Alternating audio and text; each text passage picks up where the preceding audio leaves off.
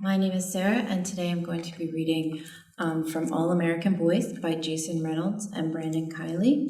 This book is about Rashad, an African American kid who is in the wrong place at the wrong time, and Quinn, his classmate, who is a white kid who witnessed the incident. This book was banned because it was thought to promote anti-police views, contain divisive topics, and be too much of a sensitive topic right now. So, I'm going to start the first chapter. Rashad is in the convenience store looking for a snack after school. Now here's what happened. Pay attention. I finally picked up my bag of chips. Barbecue, tasty, and easily beatable by mint. That settled, I reached in my back pocket for my cell phone to let Spoonie know I was on my way. Damn, left it in my ROTC uniform.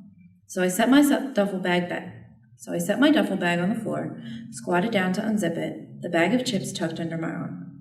At the moment the duffel was open, the lady with the beer stepped backwards, accidentally bumping me, knocking me off balance.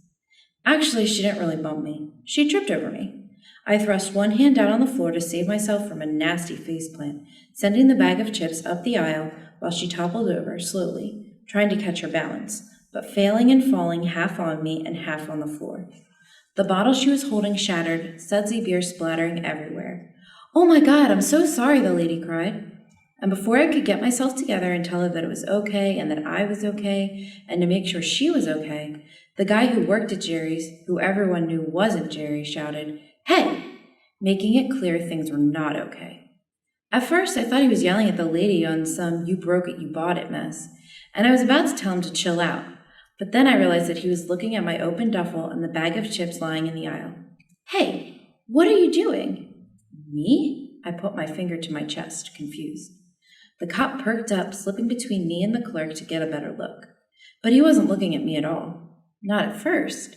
He was looking at the lady, who was now on one knee dusting off her hands. "Ma'am, are you okay?" the officer asked, concerned. Yes, I'm..." And before she could finish her sentence, the sentence that would have explained that she had tripped and fell over me, the cop cut her off. "Did he do something to you?" Again, me? What the hell was he talking about? I zipped my duffel bag halfway because I knew that I would have to leave the store very soon. No, The lady was now standing, clearly perplexed by the question. "Yeah, he was trying to steal those chips," the clerk interrupted, shouting over the cop's shoulder. Then, fixing his scowl back on me, he said, "Isn't that right? Isn't that what you were trying to do? Isn't that what you put in your bag?" What? What was going on? He was accusing me of things that hadn't even happened. Like he couldn't have been talking to me. I wanted to turn around to check and make sure there wasn't some other kid standing behind me, stuffing chips in his backpack or something. But I knew there wasn't. I knew this asshole was talking about me. It felt like some bad prank. "In my bag? Man, ain't nobody stealing nothing," I explained, getting back to my feet. My hands were already up, a reflex from seeing a cop coming toward me. I glanced over at the lady, who was now slowly moving away toward the cookies and snack cake aisle. "I was just trying to get my phone out of my bag when she fell over me," I tried to explain, but the policeman shut me down quick. "Shut up," he barked, coming closer. Wait, I said shut up," he roared, now rushing me, grabbing me by the arm. "Did you not hear me? You deaf or something?" He led me toward the door while walkie-talkieing that he needed backup. Backup? For what? For who? "No, you don't understand," I pleaded, unsure of what was happening. "I have money right here." With my free hand, I reached into my pocket to grab the $1 I had designated to pay for those stupid chips. But before I could even get my fingers on the money, the cop had me knotted up in the submission hold, my arms twisted behind me, pain searing up to my shoulders. He shoved me through the door and slammed me to the ground, face first. Hurt so bad the pain was a color. White, a crunching sound in my ear as bones in my nose cracked. After he slapped the cuffs on me, the metal cutting into my wrists, he yanked at my shirt and pants, searching me. I let out a wail, a sound that came from somewhere deep inside. One I had never made before, coming from a feeling I had never felt before. My initial reaction to the terrible pain was to move.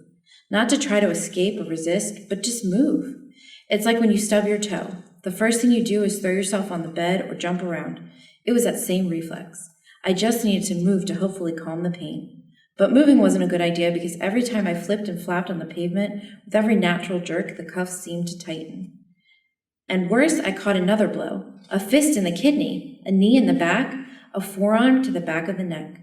Oh, you want to resist? The cop kept saying, pounding on me. He asked as if he expected me to answer. But I couldn't, and if I could have, I would have told him that I didn't want to resist. Plus, I was already in cuffs. I was already stuck. The people on the street watching, their faint murmurs of "leave him alone" becoming white noise, they knew I didn't want to resist. My brain exploded into a million thoughts and only one thought at the same time. Please don't kill me.